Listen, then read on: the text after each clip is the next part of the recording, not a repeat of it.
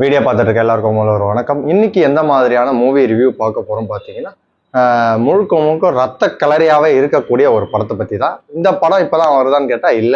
இந்த படம் வந்து நிறைய பார்ட் வந்திருக்கு. படத்தோட பேர் வந்து ஃபைனல் டெஸ்டினேஷன். இந்த படத்துல வந்து 1, 2, 3ன்னு நிறைய படங்கள் வந்திருந்தாலும் முழுக்க முழுக்க படத்தோட ஸ்டார்டிங்ல இருந்து எண்டு வரைக்கும் ரத்தத்தாலேயே நிரப்பி வச்சிருப்பாங்க. தியேட்டர்ல போய் பாக்குறவங்களாம் ஐயோ முகம் சொல்லிக்கிற அளவுக்கு பயங்கரமா பண்ணி வச்சிருப்பாங்க. ஸோ அந்த அளவுக்கு ஒரு பயங்கரமான ஒரு படம் தான் ஃபைனல் டெஸ்டினேஷன். இப்போ இந்த படத்தை பத்தி பேசுறதுக்கு காரணம் என்னன்னா, ஃபைனல் டெஸ்டினேஷன் பிளட் லைன் வந்து ரீசெண்டா தியேட்டர்ல வெளிவந்திருந்தது. ஸோ படத்தை நான் பார்த்திருந்தேன். படத்தோட எல்லா கதைகளும் எப்படி இருக்குமோ அதே மாதிரி தான் முழுக்க முழுக்க கொல்றது, சாவறது, ரத்தம் தெரிக்கிறது இதே தான். இந்த படத்தை பார்க்கணும் அப்படின்னு நான் இதுக்கு முன்னாடி பார்க்காதவங்க யாராவது இருந்தீங்கன்னா படத்தை பார்க்கணும்னு நினைக்கிறவங்க மனதைரியம் உள்ளவங்க மட்டும் இந்த படத்தை போய் பார்த்தா போதும். மற்றவங்க யாரும் இந்த படத்தை தயவு செஞ்சு பார்க்காதீங்க. அப்புறம் ஒரு 3-4 நாள் உடம்பு சரியில்லாம தூங்க தான் செய்யணும். ஏன்னா அந்த மாதிரியான ஒரு ரத்த கலையரான ஒரு படம் தான் ஃபைனல் டெஸ்டினேஷன் பிளட் லைன். ஓகேங்களா?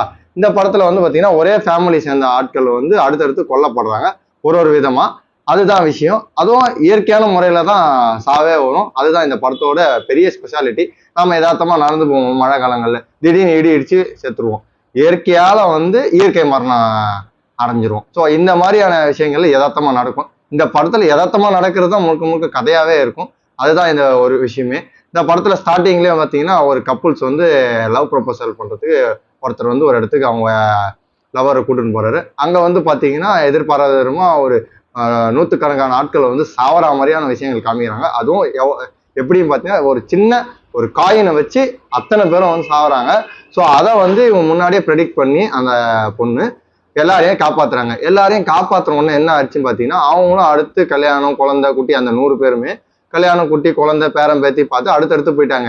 இதுவே சாவர டைம்ல கரெக்டா சாவாதனால எல்லாருமே அடுத்தடுத்த இடத்துல குழந்தை, குட்டி பிறந்திருந்தாலும் ஒரு இடத்துல ஒருத்தனும் பார்த்தீங்கன்னா மர்மமான முறையில சாவறதை வந்து கண்டுபிடிக்கிறாங்க. கண்டுபிடிச்சி அவங்க ஃபேமிலி, அதாவது இப்ப லவர் சொன்ன பார்த்தீங்களா ஒரு ப்ரொபோசல் பண்ண போறோம்னு, அவங்க வந்து அவங்க ஃபேமிலியை காப்பாற்றணும்னா முதல்ல வயது வித்தியாச அடிப்படையில் தான் வந்து இந்த இயற்கை மரணமே நடக்கும். ஸோ இதை தெரிஞ்சுக்கிட்டு அவங்க என்ன பண்ணுவாங்க பார்த்தீங்கன்னா தனியாக ஒரு வீட்டில் வாழ்வாங்க.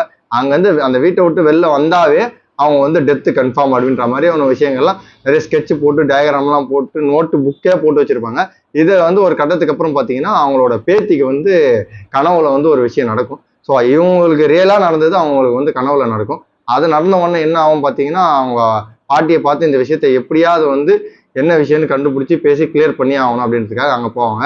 அங்கே போனவங்க அவங்க சொல்றதை புரிஞ்சிக்காம இந்த மாதிரி இயற்கையான மரணங்கள் நிறைய நடக்குது, இதுக்கு இதான் ரீசன் அப்படின்னு சொல்லும்போது இந்த பொண்ணு வந்து புரிஞ்சிக்காது. அதனால உங்களுக்கு ரியலா காமிச்சு ஆகணும்னு சொல்லிட்டு அவங்களும் அந்த வீட்டை விட்டு வெளில வந்த கொஞ்ச நேரத்திலே பார்த்தீங்கன்னா இறந்துடுறாங்க. அதுக்கப்புறம் இவங்க புரிஞ்சுக்கிட்டு அவங்க ஃபேமிலியை காப்பாற்ற ட்ரை பண்றாங்க. கடைசியில காப்பாற்றினாங்களா இல்லையா, எல்லாருமே இறந்துடுறாங்களா இல்லையா அப்படின்றத வந்து சுவாரஸ்யமான முறையில ரொம்ப கொடூரமா வந்து கொல்ற சீனியெல்லாம் படத்தா வச்சிருக்காங்க.